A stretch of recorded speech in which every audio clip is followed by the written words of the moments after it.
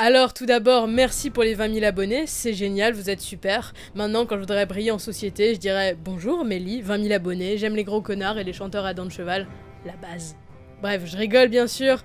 Ensuite, j'ai choisi de refaire un « Et si » et de continuer cette série. J'ai bien lu vos remarques et une a particulièrement attiré mon attention.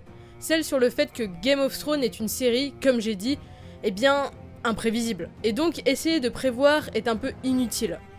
Je comprends très bien ce point de vue que j'ai moi-même exprimé, et tout compte fait, je vais quand même continuer. Car oui, c'est imprévisible, mais tout bien réfléchi, dans ce cas, arrêtons les théories, arrêtons les versus, arrêtons tout finalement. On s'en fiche si c'est faux ou vrai, on essaye juste de se rapprocher du vrai le plus possible. Et puis, si ça s'était pas vraiment passé comme ça, c'est pas très grave. Donc pour cette raison, j'ai voulu continuer. Non, en vrai, c'est pour les vues. Bref, trêve de taquinerie, j'aimerais revenir sur un autre moment de la série où tout le monde a hurlé. Et pourtant, même si vous aviez totalement le droit d'être énervé, eh bien d'un côté, c'est pardonnable. Je parle bien sûr, vous le savez, de la trahison de Fionn envers Robb Stark. Et oui, je dis Fionn. Et oui, c'est comme ça qu'on dit en anglais. Et vous allez arrêter avec mes prononciations, c'est très énervant. Merci bien. Theon. Et oui, et si Fionn ne l'avait pas trahi? Pour resituer la scène, durant la saison 2, Robb décide d'envoyer Fionn voir sa famille aux îles de Fer, pour leur demander de l'aide. Fionn va voir son père et sa sœur, va se sentir totalement rejeté, et pour montrer quel homme il est, et que sa famille peut être fière de lui, il va trahir Robb. Ne pas lui dire que les Greyjoy vont envahir le nord, et il va prendre Winterfell, ainsi tuer Roderick, pousser la fuite de Bran, Rickon et Osha, bref, la suite, vous la connaissez, les Bolton, etc. Donc le sujet ici, ça va être, eh bien, et s'il avait donné cette lettre à Robb au lieu de la brûler? Bah évidemment, Robb aurait riposté, il aurait envoyé des troupes dans le nord, stopper les Greyjoy et ainsi sauver ses frères. Fionn quant à lui serait revenu près de Robb, qui est un petit peu son frère et son chef. Il n'y aurait pas eu d'attaque de Winterfell, car je rappelle c'était l'idée de Fionn et d'aucun autre membre de la famille Greyjoy. Et oui, il a voulu montrer ce qu'il avait dans le pantalon. Ah, le karma dans Game of Thrones, on pourrait en faire une vidéo. Bref, donc Fionn n'attaque pas Winterfell. Robb sait pour l'attaque des Greyjoy, il envoie des troupes se stoppant lui dans sa course, j'imagine. Les troupes de Robb gagnent car l'armée Greyjoy n'était pas énorme, il comptait surtout sur l'effet de surprise. Bran et Rickon sont safe, Roderick aussi, et tout le monde est content. Sauf Balon et Yara qui ragent contre Fionn. Évidemment, vous vous demandez sûrement alors comment auraient été les noces pourpres. Eh bien, je suis désolée de vous l'apprendre, mais de ce côté-là, rien n'aurait changé. Parce que, à part la présence de Fionn durant cet événement, le fait que Fionn ne trahisse pas Robb ne change rien à l'affaire. Les Frey et les Bolton restent des traîtres malgré tout, et Robb choisira de se marier avec Talisa. Donc bye bye Robb, Catelyn et Fionn avec eux.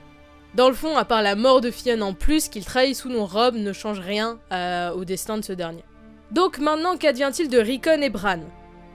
Un peu la même chose, simplement parce que Bran serait de toute façon parti au bout d'un moment pour la corneille à 3 yeux, tout le bordel, et on imagine que ça se passe avant que Ramsay arrive à Winterfell. Il aurait cependant sûrement laissé Rickon avec Roderick à la maison, car il doit toujours y avoir un Stark à Winterfell, et comme ils ne sont pas contraints à fuir, voilà. Et en fait, la suite est la même en pire. Oui, la même en pire. Genre vraiment pire. Ramsay attaque Winterfell, prend Rickon en otage, on revient au même scénario. Sansa arrive chez eux grâce à Peter, merci Peter. Ce dernier repart en laissant Sansa. Sansa pourrait croire que Rickon est mort, ou peut-être qu'il est déjà mort, on ne sait pas. En fait, Rickon, on s'en fout, très clairement, ça ne change rien. En fait, ça n'a pas beaucoup d'importance, car il y a cette scène, et j'espère que vous en rappelez. Miranda essaye de tuer Sansa, folle de jalousie, pendant que Ramsay se bat contre Stannis, et Fionn vient sauver Sansa. Problème? Fionn est mort, donc Sansa meurt dans cette scène. Vous voyez où je veux en venir? Oui, Sansa meurt. Donc elle n'atteint jamais Château Noir pour parler à Jon Snow. Alors, est-ce que ça changera les plans de Jon Snow? Probablement pas. Simplement parce que, oui, Sansa l'a encouragé à aller vers Winterfell, mais même avant qu'elle arrive, il voulait déjà y aller, même si elle lui disait que c'était une mauvaise idée. Si Jon Snow était parti à Winterfell, il allait vers une mort certaine. Oui, pas de Valdarine, pas de Sansa, ni de Baelish. Donc bon, parce que Baelish allait sauver Jon Snow sans Sansa, on s'en fiche en fait.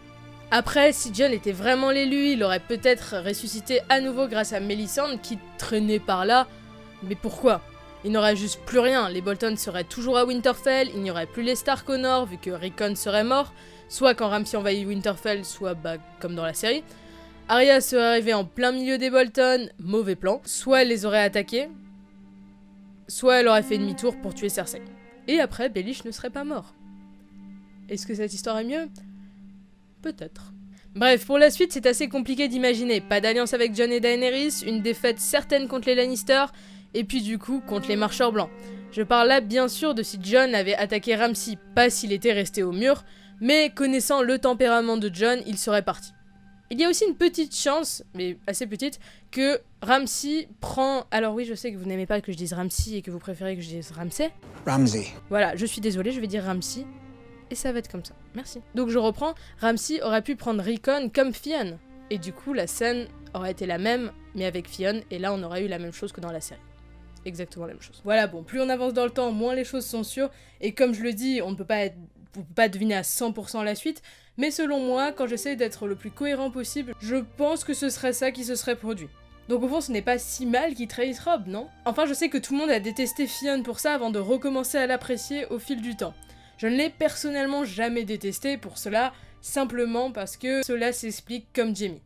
L'un est amoureux et veut protéger sa famille au détriment d'un enfant, oui, mais qu'il n'a jamais vu. Et oui, il faisait acte d'inceste, mais à Westeros, je rappelle que tout le monde savait que les Targaryens étaient consanguins et c'était les rois.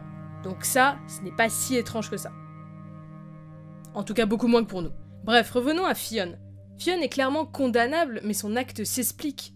Il n'a jamais été vraiment à sa place, et je rappelle pour ceux qui ne savent pas, que Fionn est un otage pour les Stark. Donc même s'il s'entend bien avec les enfants, bah il reste un otage, intègre-toi avec ça. Il retrouve enfin sa famille, et oui, d'une manière masculine à 2 balles, veut s'imposer. Mais cependant, le choix n'était en aucun cas simple. C'est quelqu'un qui a fait un mauvais choix, et faut le blâmer pour ça. Mais ce n'est pas un infâme connard qui a trahi Robb.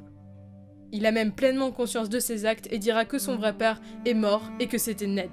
Détestez-le pour avoir fait un mauvais choix, mais non, Fionn n'est pas un salaud. Enfin oui, j'aime bien faire des morales à la fin, vive la philo de comptoir. Enfin bref, la vie est remplie de choix, je vais aller continuer Détroit, Become Human, parce que je ne sais pas dire Détroit. Bref, et je vais vous laisser là-dessus. Merci d'avoir regardé cette vidéo, j'espère qu'elle vous aura plu, comme d'habitude, merci d'être si nombreux. Vive Game of Thrones, je vous donne rendez-vous pour la prochaine fois, et moi je vous dis bye tout le monde.